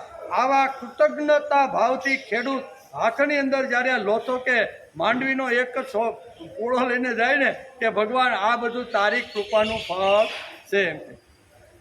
તેથી ભગવાન કહે છે મને ખબર નથી ભાઈ. હું ખેડૂત જ્યારે કહે છે કે તમારી કૃપાનું આ ફળ છે, તમે જો 4 મહિના સુધી વરસા ન હોત ને તો અમારે ગમે તેટલી પરસેવો પાડો, મહેનત કરો, કોદાળીથી ખોદો, કેટલા બળદોથી સાહ નાખો, ગમે તેટલી ઉથલ પાથલ કરો ને, પણ તમારી કૃપા વગર આ શક્ય નથી. એટલે ભગવાન પ્રત્યે કૃતજ્ઞતા વ્યક્ત કરવા માટે હાથની અંદર જે પાક વાવ્યો હોય, જુવાર હોય તો જુવાર, બાજરો હોય તો બાજરો, મગફળી, એ લોથો અને આવી રીતે મગફળીનો પૂળો લઈ અને ભગવાનના ચરણમાં ધરે કે ભગવાન તારી કૃપા ખૂબ વરસી, તે અમે મહેનત તો અમે કરી છે પણ તારી કૃપા વગર આમાં ફળ આવે ને. આ ફળ આવ્યું છે ને એ ફળ ભગવાન તારા ચરણે ધરી. આ કલ્પના ખેડૂતની જૂના કાળમાં હતી, હવે ખબર નહીં કેવી છે, પણ જૂના કાળની અંદર એક આ પદ્ધતિ હતી. એટલે આપણા ખેતરની અંદર પહેલું જે કાંઈ પાકની અંદર ફળ આવે ને એ આપણે મંદિરે લઈને જતા, બધાને ખબર છે. આપણે શેરડી ખૂબ વાવતા અને પહેલો શીશાડો અને પહેલી કડા ઉતરે ને એટલે ઢેફલા પાડીને મંદિરે ધબધબાટી શું કહેવાય નગારું પીટી પીટીને બધાને બોલાવી અને બધાને ખવડાવતા કે નહીં. આ શું બતાવે છે કે ભગવાન તારી કૃપાથી અમે ઘણા સમય પહેલાં શેરડી વાવી અને એમાંથી જે પાક આવ્યો ને એ તારી કૃપાનું ફળ છે. અને એ વખતે વળી ભગવાન પાછો સામે જવાબ ખેડૂતને આપે એ કે ભાઈ તારી વાત બરોબર નથી, તું ખોટું બોલે છે. તો જીવ કહે છે શા માટે ખોટું? આ તમારી તો કૃપા છે, તમે 4 મહિના સુધી અમે કદાચ ખેતરમાં 4 દાણા ન નાખ્યો હોત અને તું વરસો ન હોત ને તો અમારા હાથમાં કાંઈ આવત જ નહીં. ત્યારે ભગવાન એમ કહે છે કે આ તારી મહેનતનું ફળ છે, તારું પરસેવાનું ફળ છે. હું તો 4 મહિના સૂતો હતો અને તું મારી ઉપર આ બધી ઓઢાડે છે કે ભગવાન તમારી કૃપા છે. મારી કૃપા, હું તો 4 મહિના સુધી શું કરતો હતો? ચાતુર્માસની અંદર 4 મહિના સુધી હું તો સૂતો હતો. ત્યારે અહીંયા જીવ કહે છે આ હુવાનો તમારો ઢોંગ છે. શું કહે છે જીવ? ભગવાનને કહે છે કે ભગવાન આ હુવાનું તમે નાટક કરો છો. તમે હુઈ જાઓ તો અમે હાલી શકીએ નહીં, બોલી શકીએ નહીં, ખાઈ શકીએ નહીં. ખાધેલું અમારાથી તમે ન હોય તો પાચન ન થાય, એ અમારી અનુભૂતિ છે. તેથી તમે છો ને તેથી બધું જ છે. આવી કૃતજ્ઞ ભાવ વ્યક્ત કરવા માટે કારતક મહિનાની અંદર ભગવાન જ્યારે ઉઠે ત્યારે ખેડૂત આવી રીતનું એને જે પાક વાવ્યો હોય ને એ બધું લઈને ભગવાનના મંદિરમાં જાય છે. આ કૃતજ્ઞતાનો ભાવ છે. અને ભગવાન એ વખતે કહે છે કે ભાઈ આ બધી તારી હળ તે ચલાવ્યું, બિયારણ તે નાખ્યું, નિંદામણ તે કર્યું, બરાબર, ઓપને રાખીને એમાંથી બધું ઘાસ ને બધું, આમાં હું ક્યાં છું? ત્યારે જીવ કહે છે ભગવાન તમે જો ન હોય ને તો અમે ગમે એટલા, તો આમાં કાંઈ થાય. હલો અમે વાવી દીધું અને વરસાદના રૂપે ભગવાન તું ન આવે તો અમારું શું થાય? ફેલ, બધા બિયારણ ફેલ જાય કે નહીં. એટલે કૃતજ્ઞતા વ્યક્ત કરવા માટે ચોમાસાની અંદર કારતક મહિનાની અંદર અહીંયા શું કહેવાય ભગવાનની પાસે જીવ જાય છે અને ભગવાનની જે કાંઈ આપણા ખેતરમાં હોય ને ભગવાનની સામે ધરે છે. તેથી ભગવાન કહે છે કે ખબર નથી, હું તો 4 મહિના સૂઈ ગયો હતો. આ બધો વૈભવ અને આ બધી સમૃદ્ધિ તારા પરસેવાની છે, તારા પરિશ્રમની છે. તે જે કર્મયોગ 4 મહિના સુધી જે કર્યો ને, નિંદામણ ખાતર જે કાંઈ પાણી પાવાનું છે ને, ભગવાન સામેથી જવાબ આપે છે કે આ તારા પરિશ્રમનું પરિણામ છે. હું તો સૂતો હતો, હવે સૂતેલો માણસ શું કરે? ગોદરું ઓઢીને સૂઈ ગયો હોય, હવે કાંઈ કરી શકે? ખેતરમાં જા કંઈ ઘરનું નાનું મોટું કામ હોય તો કરી શકે? હવે જે ઓઢીને ઢોંગ કરીને કદાચ સૂતો હોય તો પણ એ કાંઈ કરી શકે? એટલે અહીંયા કહે છે કે ભગવાન કહે છે ભાઈ હું તો હૂતો હતો, આ તારું પરસેવો. એટલે યશ કોના ઉપર? જીવ ઉપર, માણસ ઉપર ભગવાન યશનો ટોપલો ઢળે. હું તો 4 મહિના લાંબી ઊંઘની અંદર હૂતો હતો. એને આપણે ચાતુર્માસ કહીએ કે નહીં? ચાતુર્માસની અંદર ભગવાન સૂઈ જાય અને પછી 4 મહિના પછી જે ફળ આવે અને એ ફળ ખેડૂત જ્યારે ભગવાનની સામે ડુંડું ધરે ને ત્યારે ભગવાન કે આ બધી તે તારી મહેનતનું તારા પરસેવાનું છે ભાઈ. હું તો 4 મહિના સુધી સૂતો હતો. તેથી અહીં કહે છે કે કામ કરતી વખતે જાગતા રહેવું અને ફળ આવે ત્યારે અજાણ્યા બનીને સૂઈ જવું. આ જ ભગવાનની લીલા. ભગવાનની લીલા કઈ છે ભાઈ? જ્યારે ફળ આવે ને ત્યારે સૂઈ જાવ. ફળ લઈને ડુંડું લઈને જાય કે ભગવાન તારી લીધે આ 4 દાણા નાખ્યા હતા ને એ આ બાજરાના ડુંડામાં 4000 દાણા તે કર્યા છે. હું ગમે એટલું પાવ ગમે એટલું ખાતર નાખું, તારે જો ન જ દેવાનું હોય ને તો હું ગમે તેટલે ઊંધે માથે થાવ ને તો એ મને મળતું નથી. એમ કરી કૃતજ્ઞતા ભાવથી ભગવાન પ્રત્યેનો ભાવ ઊભો કરી અને ખેડૂત જ્યારે ડુંડું કે લોતો ભગવાનના સામે ધરે છે, ભગવાન આ તારી કૃપાનું પરિણામ છે. ત્યારે ભગવાન કે હું તો શાંતિથી ઊતો હતો. યશ કોના ઉપર? આપણા ઉપર. આ તારી પરસેવો છે, તારી બુદ્ધિ છે, તારી મહેનત છે, તે રાત દિવસ ખાધો ખીંદો એનું આ પરિણામ. ભગવાન યશનો ટોપલો જીવ ઉપર ઢોળવા માગે છે.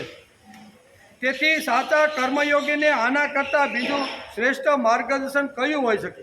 તેથી ભગવાન સૂઈ ગયા. હું કર્મયોગીને માર્ગદર્શન આપવા માટે ભગવાન 4 મહિના માટે સૂઈ જાય છે. જેટલી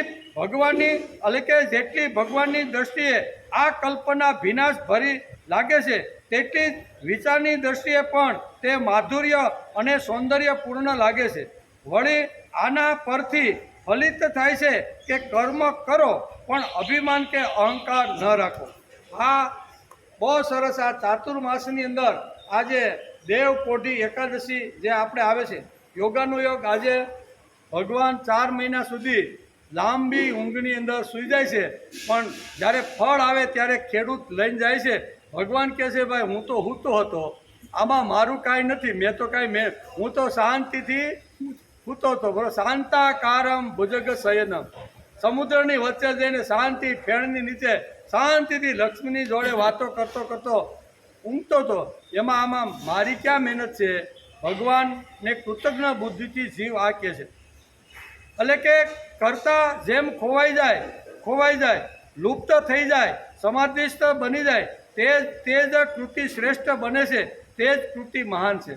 ફળ આવવાનું થાય ત્યારે ભગવાન સૂઈ જાય અને ફળ મને જે મળ્યું છે એ ભગવાન તારી કૃપા છે એમ જ્યારે જીવ ભગવાનને કહે છે ત્યારે ભગવાન કહે છે કે ભાઈ તારો પરસેવો, તારી મહેનત, તારી બુદ્ધિ, તે હળ ચલાવ્યું, કાદવ તે ખુંદો, આમાં હું તો હૂતો તો ભાઈ.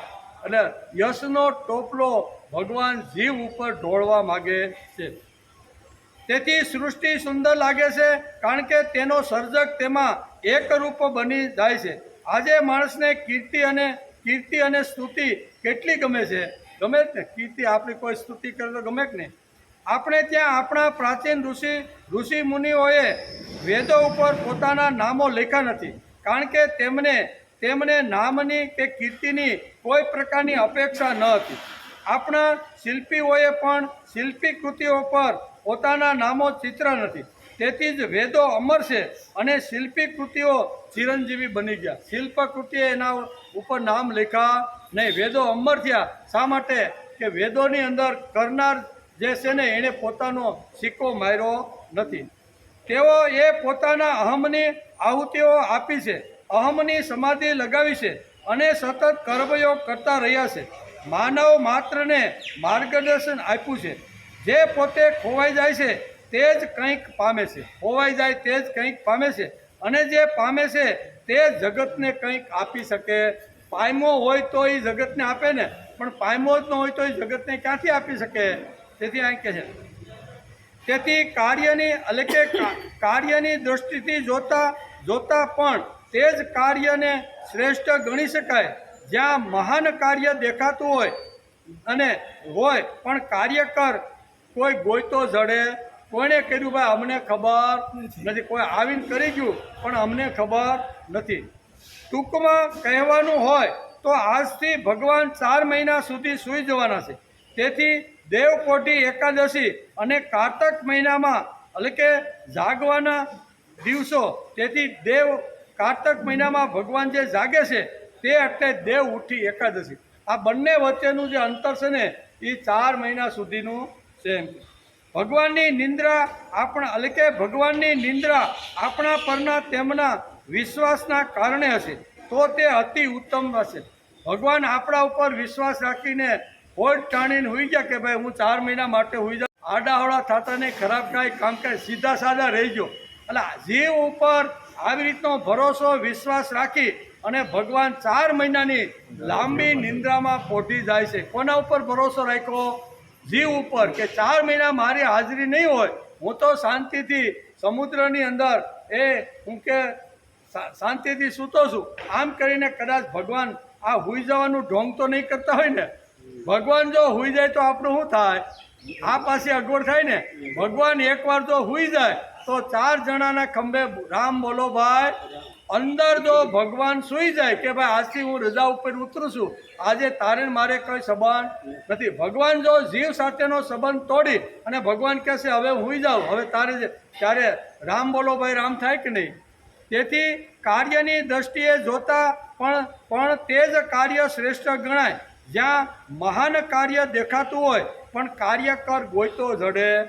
કાર્ય એટલું જબરજસ્ત કરે અને કોઈ પૂછે તમે અમારા ગામની અંદર આવીને બહુ સારું કામ કર્યું, અમારા ગામની અંદર અમે અને સ્વાધ્યાયને શની ખબર હતી નહીં, ગીતાના ગની પણ ખબર હતી નહીં, પણ ધીમે ધીમે 12 વર્ષ સુધી તમે અમારા ગામની અંદર આવ્યા અને આજે મોટા ભાગના અભણ લોકો પણ ગીતાનું ગાન કરવા લાગ્યા.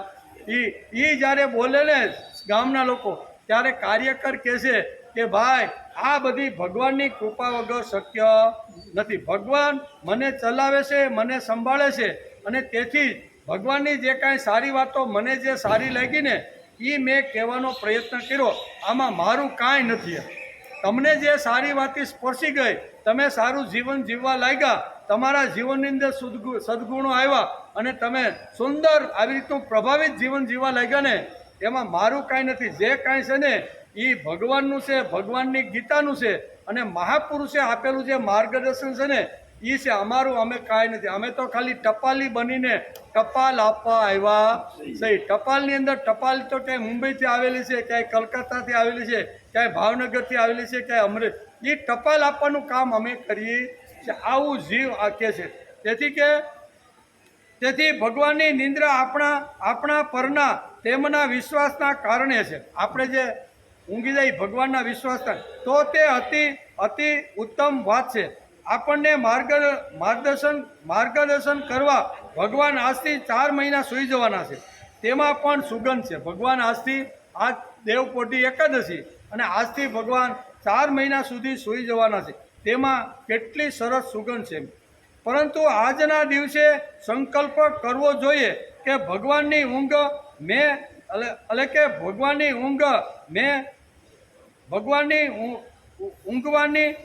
ભગવાનને પહોંચાડેલા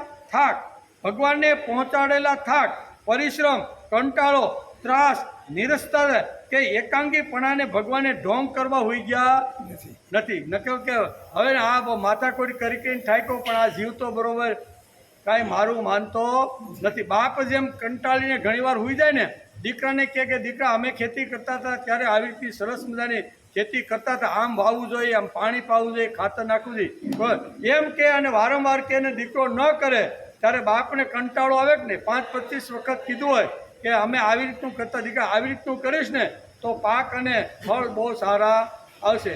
પણ દીકરો કરે નહીં ત્યારે ઘણીવાર બાપ આ દીકરાના કંટાળાથી હોઈ જાય કે નહીં. એ કે આને કઈ ઠાયકો હવે કરવું હોય તો કરે, ન કે આ મંદિરે જઈને માળા લઈને બેઠો હોય એવું થાય કે નહીં. તો આવા કંટાળાથી કદાચ ભગવાન 4 મહિના હોઈ નહીં ગયા હોય ને, આપણા જેવાનો કંટાળો લાગ્યો છે કે આને જીવ બનાવ્યો છે, જીવમાંથી શિવ બનવા માટે મેં એને અક્કલ આપી, બુદ્ધિ આપી, સરસ મજાની ઇન્દ્રિયો આપી, સરસ મજાનો વૈભવ આપ્યો. શા માટે? એ જીવ ન રહેતા જીવ થઈને મારી પાસે શિવ થવા માટે આવે ને, એટલા માટે ભગવાને આ બધી શક્તિઓ આપી છે. આ શક્તિ આપીને ભગવાન 4 મહિનાની લાંબી ઊંઘમાં ભગવાન સૂઈ જાય છે. ભગવાન કે જોઈ છે કે 4 મહિના પછી મેં એને ઇન્દ્રિય શક્તિ, મન શક્તિ, બુદ્ધિ શક્તિ, વિત્તની જે શક્તિ આપી છે એ શક્તિ લઈને મારા સુધી આવે છે કે કેમ? તેથી ભગવાન લાંબુ ગોદડું તાણી અને 4 મહિના સુધી સૂઈ જાય છે. એને આપણા શાસ્ત્રકારોએ ચાતુર્માસ કીધો છે. અને ચાતુર્માસની અંદર દેવકોટી એકાદશીને દિવસે જ ભગવાન આજે સૂઈ જાય છે. બરોબર? જેમ ચાતુર્માસ કરવા માટે રામ અહીંયા શું કહેવાય, અહીંયા સુગ્રીવ પાસેથી આખું સુગ્રીવનું હા છોડી અને એ શું કહેવાય પર્વત ઉપર જાય છે અને 4 મહિના ત્યાં ગાળે છે, એવી વાત છે. તેથી આના માટે મારું જીવન વ્રતનિષ્ઠ બનવું. એકાદું ચાતુર્માસના જે વ્રતો ચાલે છે, ઘણા બધા વ્રતો, મોટા ભાગના જે વ્રતો છે ને એ આ ચાતુર્માસમાં આવે છે. બરાબર? જે શરૂ થાય છે એમાં નાના મોટા ખૂબ મોટા વ્રતો આવે છે. તેથી અહીં કહે છે કે આના માટે મારું જીવન વ્રતનિષ્ઠ બનવું જોઈએ. તેથી જ આ 4 મહિનામાં વ્રતો વધારે આવતા હશે. બરાબર? અને આ વ્રતો શા માટે આવે છે એનો પણ 4 મહિના માટે વિચાર કરવો.